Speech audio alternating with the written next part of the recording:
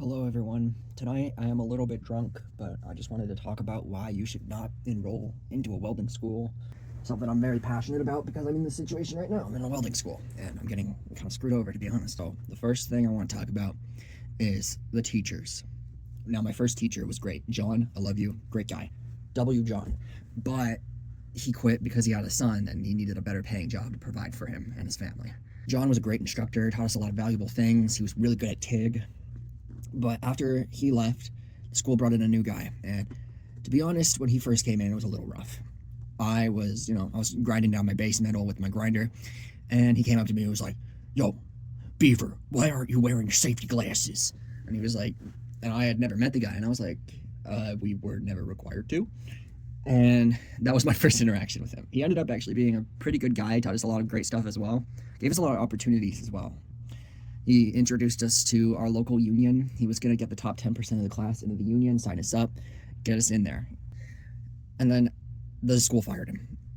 And that's what you're going to see if you go into one of these schools. The administration is out of touch with this industry. They don't understand how welding works. They're not welders. They're corporate zombies. And our new teacher, well, I'm going to get a little bit, I'm going to make fun of some political stuff right now. And this is not a political channel, and if you're getting your political advice from me right now, and you take it seriously, you shouldn't vote. Anyways, and everything's a joke, and you're all losers if you take it seriously. Love you. Okay. So basically, the new instructor is an obese liberal woman who is definitely a lesbian, and let's just say she does not know how to weld. I wouldn't have an issue with an obese liberal teacher if she actually knew how to teach the stuff she was, doing, and she actually respected the students, which she doesn't.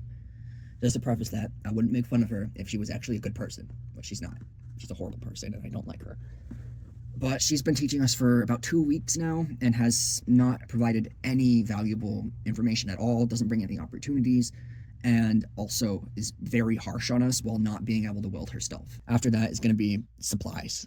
So these administration is not going to supply your school with welding rods. The equipment's going to break down and they will take months to replace it. Meanwhile, your course length is only 6 months. So if you don't get all that time used because your equipment's broken, too bad. You're not getting your money back. So our bevel machine broke on the 3rd month into my course. And if you don't have a good bevel, you don't have a good root. And if you don't have a good root, you're going to have a shitty looking weld.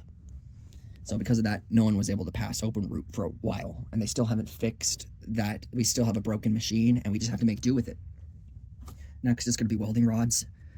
You're going to have a few days where you have fresh rods in the oven, and then some days you're not going to have any welding rods, and you have to go around the lab, and you have to find them on the floor, and you have to hope for the best with those. Hope they work good enough to get a decent result that you can pass off of, which, newsflash, they don't. And lastly, I want to talk about what you should do instead of going to one of these schools. Don't get scammed like I did. Don't get fucked over out of thousands of dollars. Just please don't. Open up your credit card. Go to Prime Welder, not sponsored. This is just advice. They have good machines. Go to Prime Welder, get yourself a combo machine that can run stick and TIG. But just get one of those, put it on a credit card, go in your backyard or a family member's backyard if you live in an apartment, and just buy some scrap metal off Facebook Marketplace and learn that way. Spend about 6 months just watching YouTube videos on the basics and get it down, and then start talking to companies. Don't go to school. Don't get fucked over.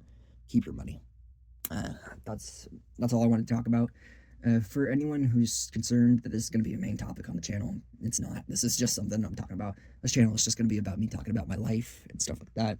Eventually, I do want to do some more research videos. This channel is obviously heavily inspired by Salmonella. I love that guy. And I just wanted to make videos like him. So if you're into that kind of thing, stick around with me.